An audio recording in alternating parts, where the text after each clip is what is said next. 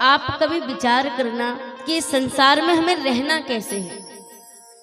यदि हम संसार से प्रेम करेंगे ना तो ये गुड़ की डली के समान है। ये संसार में जैसे एक गुड़ की डली पे मक्खी बैठती है ना, तो उसके पैर और पंख चिपक जाते हैं और वो छटपटा कर मर जाती है, उसी में रह जाती है। ठीक उसी प्रकार ये संसार में हम लोग हैं। और कृष्ण से प्रेम करेंगे तो वो मिश्री की डली के समान है, और मिश्री में मिठास भी बहुत होती है और पंख और पैर चिपकते भी नहीं। इसी प्रकार इस संसार में यदि रहना है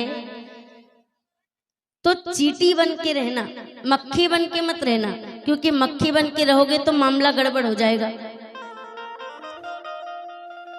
केवल उतना ही लेना प्रभु से जितने में हम संतुष्ट हो जाएं, हमारा परिवार संतुष्ट हो जाए, और हमारे द्वार पर यदि कोई भूखा आ जाए ना तो हम उनको भी भोजन करवा पाएं। बस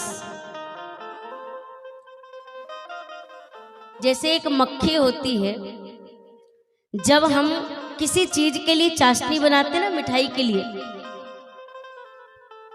जैसे गुलाब जामुन बनाना है तो उसके लिए चाशनी बनाएंगे, और उस चाशनी की कढ़ाई को आप खुली छोड़ देना तो उस चाशनी के पास एक मक्खी आएगी, और मक्खी का भाव ये रहेगा कि ये जितनी चाशनी है सब मैं पी जाऊं।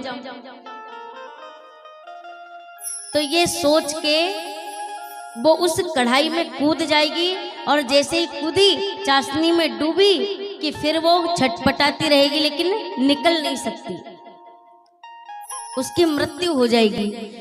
फिर उसी चाशनी के पास एक चींटी भी आती है, और वो चींटी जब आती है ना तो उसका भाव ये नहीं रहता कि मैं ये सारी चाशनी पी जाऊं, उसका भाव ये रहता है कि मैं जितने में संतुष्ट हो जाऊं बस उतनी ही चाहिए। वो आएगी, लेगी और वहां से आगे बढ़ जाएगी। तो इसी प्रकार हम लोग भी जब इस संसार में निवास करते हैं ना तो इस प्रकार निवास करें कि प्रभु जी आपसे ज्यादा भी नहीं चाहिए, और उतना ही चाहिए जितने में हमारा परिवार संतुष्ट हो जाए। कोई संत भूखा न जाए, कोई साधु भूखा न जाए। जब हम इस भाव से रहेंगे ना तभी मोक्ष की संभावनाएं बनेंगी। और देखिए महाराज,